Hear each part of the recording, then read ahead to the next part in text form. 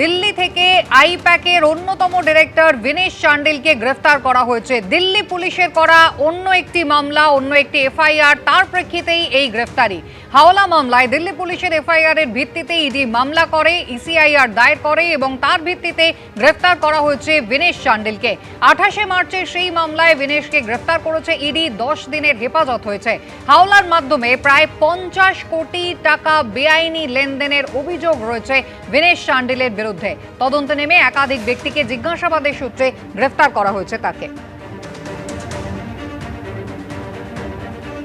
When an accused is arrested at 7:45 in the evening, you have 24 hours to produce him in the court. Where was the need to take an accused at midnight in an odd hour? This person is the director of a company called IPAC. The involvement of this company came for the first time on 8th of January 2026 when their offices were raided in West Bengal. And the case which was being investigated by Enforcement Directorate at that point of time is a case with regard to coal scam, which is of 2020, about 6 years back. So those cases have already been investigated, charge sheets have been filed, prosecution complaints have been filed by the Enforcement Directorate. Still, the Enforcement Directorate used that case to conduct the search, although IPAC had nothing to do with those cases, with those allegations. আইপ্যাকের director এবং সহ প্রতিষ্ঠাতা বিনেশ চান্ডিল, তাকে গত পরশুদিন গ্রেফতার করে ED, যার 10 দিনের পুলিশ হেফাজত, ইডি হেফাজত হয়েছে। আপনারা জানেন আইপ্যাকের অন্যতম প্রতিষ্ঠাতা ডিরেক্টরকে গ্রেফতার করে ইডির পক্ষ থেকে কি দাবি করা হয়েছে। 2রা এপ্রিল আইপ্যাকের বিভিন্ন ঠিকানায় কেন্দ্রীয় এজেন্সি তল্লাশি চালায়, যেখানে নানা রকম গুরুত্বপূর্ণ তথ্য তারা পান, এমনটাই ইডি সূত্রে দাবি করা হয়েছে। রামসেতু ইনফ্রাস্ট্রাকচার নামে একটি সংস্থা থেকে 13.5 কোটি টাকা ঋণ পায় এই আইপ্যাক। কোনো শর্ত, কোনো সুদ ছাড়াই এই 13.5 কোটি টাকা দেওয়া হয় আইপ্যাককে। কিভাবে টাকা শোধ করা হবে তার কোনো শর্ত ছাড়াই এত টাকা ঋণ দেওয়া হয়েছিল। এভাবে হাওয়ালার মাধ্যমে কালো টাকা সাদা করার ছক কষা হয়েছিল বলে ইডি সূত্রে দাবি করা হয়েছে।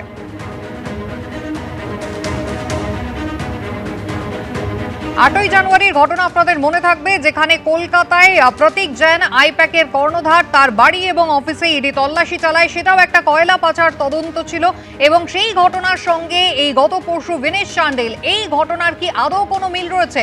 ইডি সূত্রে জানা যাচ্ছে 8ই জানুয়ারি ইডির তল্লাশির পরে সমস্ত নথিপত্র তথ্য ডিলিট করার নির্দেশ দিয়েছিলেন বিনেশ চান্ডিল।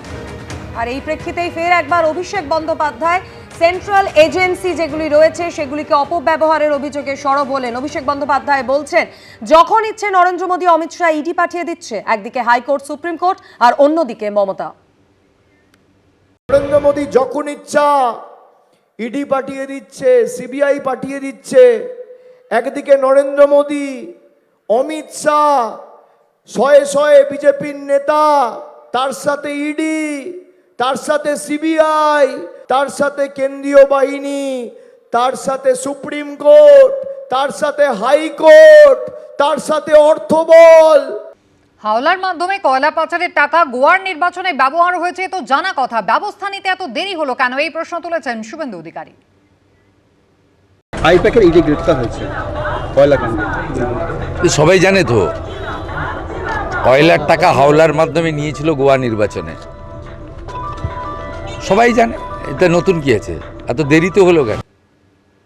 অন্যদিকে মমতা বন্দ্যোপাধ্যায় তিনি একবার ফের আক্রমণ করে বলছেন, সবাইকে ধমকাচ্ছে, সবাইকে জ্বালিয়ে দেব বলছে, তৃণমূল কর্মীদের গ্রেফতার করতে বলছে, মধ্যরাতে ইডি সিবিআই রেড করছে। সবাইকে ধমকাচ্ছে, সবাইকে চমকাচ্ছে, সবাইকে জ্বালিয়ে দেব বলছে। তৃণমূল কংগ্রেস কর্মীদের সব গ্রেফতার করুন অর্ডার দিচ্ছেন। মধ্যরাতে ইডি রেড করছে, সিবিআই রেড করছে, বলছে এজেন্টদের গ্রেফতার করুন। এতই সস্তা, একজনকে গ্রেফতার করবেন 1000 জন বেরোবে, 1000 জনকে গ্রেফতার করবেন 1,00,000 জন বেরোবে, 1,00,000 জনকে বেরোবে গ্রেফতার করবেন কোটি জনকে বেরোবে। বুথের এজেন্ট যখন ঠিক করে রাখবেন, একটা করে মহিলার নামও রাখবেন। আইপ্যাকের ডিরেক্টরের গ্রেফতারি প্রসঙ্গে কি বললেন কেন্দ্রীয় স্বরাষ্ট্রমন্ত্রী অমিত শাহ, দেখুন। ये बंगाल में से भ्रष्टाचार बंद करना है या नहीं करना है, ये दीदी कर सकती है। भाईपो कर सकता है क्या? भाइयों बहनों, उन्होंने घोटाले करने में कोई कसर नहीं छोड़ी। ये समझते हैं कि घोटाले कर बच जाएंगे। ममता दीदी, 5 तारीख आने दो, घोटाला करने वाले को जेल की सलाखों के पीछे डाल दिया। সিপিএম এর কেন্দ্রীয় কমিটির সদস্য সুজন চক্রবর্তীর এই নিয়ে কি প্রতিক্রিয়া রাখবো আপনাদের সামনে। আইপ্যাককে ধরলো আর লিপসান বাউন্সের কর্তাকে ধরলো না কেন? সেই লিস্টে যেমন আইপ্যাক কর্তার নাম আছে, সেই লিস্টে কিন্তু তেমন একই রকম ভাবে তৃণমূলের নেতারও নাম আছে, লিপসান বাউন্স। তার কি হবে? এটা না বোঝার কোনো কারণ নেই। বিজেপি তৃণমূলকে বাঁচিয়ে লড়াই একটা ভাব দেখাতে চায়। এবিপি আনন্দ, এগিয়ে থাকে, এগিয়ে রাখে।